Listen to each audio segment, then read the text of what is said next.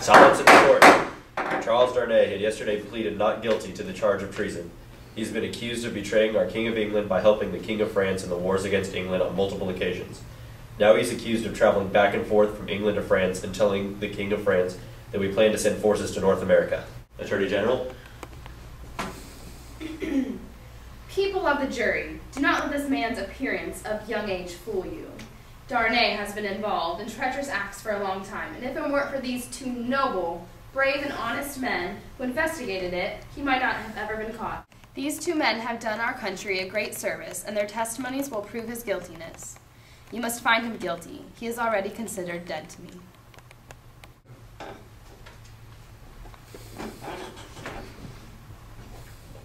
And I would like to call John Barsad to the stand. Mr. Barsad, will you please take the stand?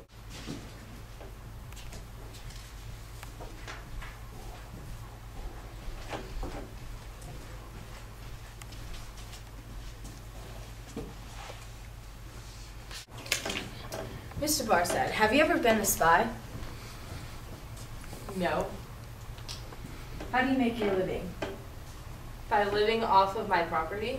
What is on your property? That is no one's business. Did you inherit this property? Yes, I did. From whom? A distant relative. Very distant? Yes, very distant. Has he ever been to debtor's prison? Yes, he has. Have you ever been kicked in a fight? Maybe. Do you gamble? Yes. Do you make money by gambling? Not more than any average man. Are you sure you saw the prisoner with these lists? Yes, completely sure. Do you expect to get anything from testifying against him? No, nothing at all. Are you employed by the British government to entrap people? Of course not. No further questions. You may go back to your seat, Mr. Barsad. I would like to call Roger Clyde to the stand, please. Mr. Clyde, would you please take the stand?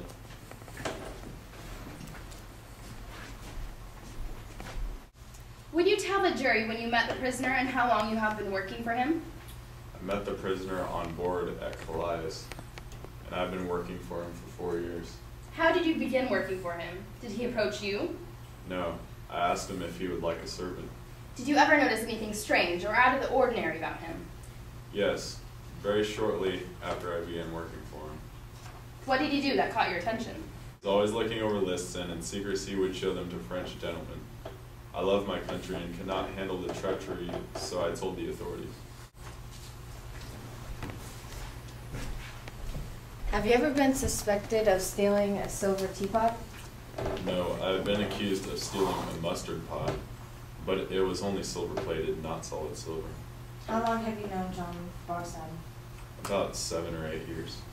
Do you expect to gain anything for testifying? No, nothing at all. Are you employed by the British government to entrap people? Of course not.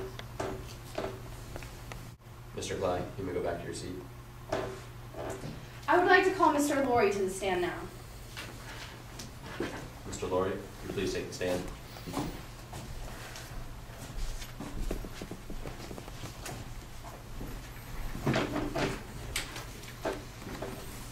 Are you a clerk at Tellson's Bank? Yes, I am. Did you take a mail coach from London to Dover on a particular Friday night in November of 1775? I did. Were there any other passengers in the mail coach? Yes, there are 2 others. Was he one of the passengers? I don't know. Does he resemble one of the men in the coach? It was dark in the coach. Everyone was bundled up and kept to themselves. I can't be sure if he looked like one of the passengers. Can you imagine the prisoner wrapped up like the 2 men in the coach with you? Is there anything about his build that would make you think that he could have been one of the passengers? No. So he could have been one of the passengers. Yes, except I remember the men in the coach being afraid of thieves. Just like I was, and the prisoner doesn't look like he would be afraid of anything. Mr. Laurie, look at the prisoner again, please. Have you ever seen him before? Yes, I have. When? On board the Calais on the way to England from France. Were you traveling alone, or were you with someone? I was with a gentleman and a lady. Both of them are here in the courtroom. Did you talk to the prisoner while on board? Hardly. I was seasick most of the time. Miss Manette? Miss Miss Minette, will you please take a look at the prisoner? Have you ever seen him before, Miss Minette? Yes, sir. Where? On board the same ship that Mr. Lorry mentioned. You were the young woman Mr. Lorry was referring to? Unfortunately, I am. Just answer the questions. Don't comment on them. Did you talk to the prisoner at all on the journey across the channel? Yes. Describe the conversation.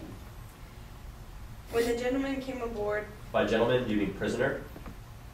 yes, my lord. Then say the prisoner. My father was very weak when we boarded the ship, and I was afraid to take him inside, so I made him a bed on the deck. The prisoner came over and suggested a better way to shield him from the wind. He even did it for me.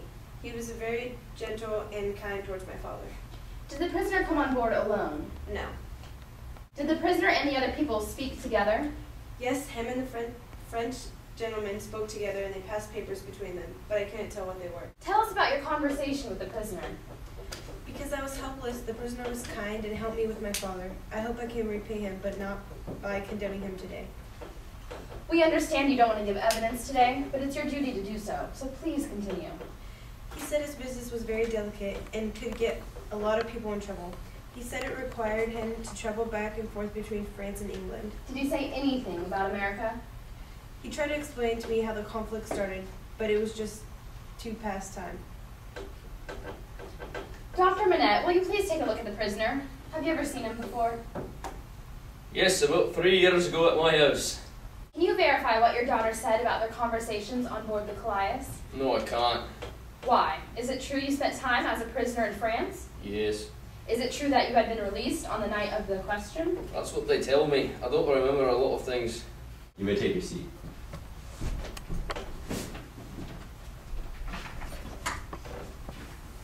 I would like to call Eric to the stand.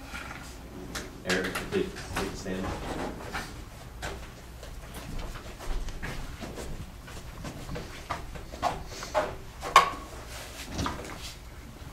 Have you ever seen the prisoner before? Yes, once at a hotel coffee shop.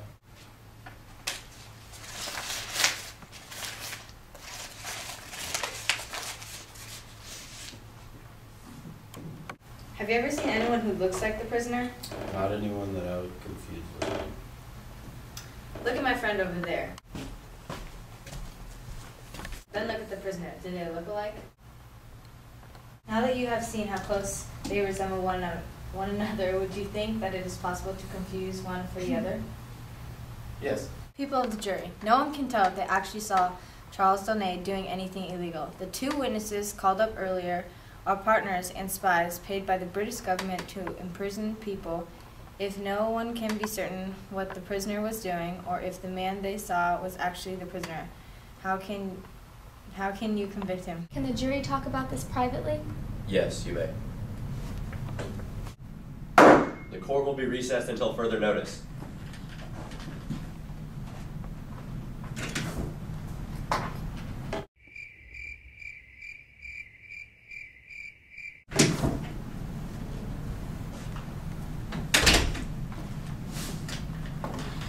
Has the jury reached a decision? Yes, my lord, we have. What is the verdict? We find the prisoner Charles Darnay acquitted of all charges. I got great expectations. Great expectations. Yeah, all the stares and all the glares, they waiting on them. And all the weight from all the hate is gaining on them. The intensity as it rises, nobody can disguise it. It's like he got fire in his eyelids. The crowd is roaring, it's so enormous, his blood is boiling. His head is down and he's focused, he wishes they'd ignore him. Who in their right mind wants to let his light shine? He ain't even in his prime, pressure of a lifetime. He's standing steady, heads ready.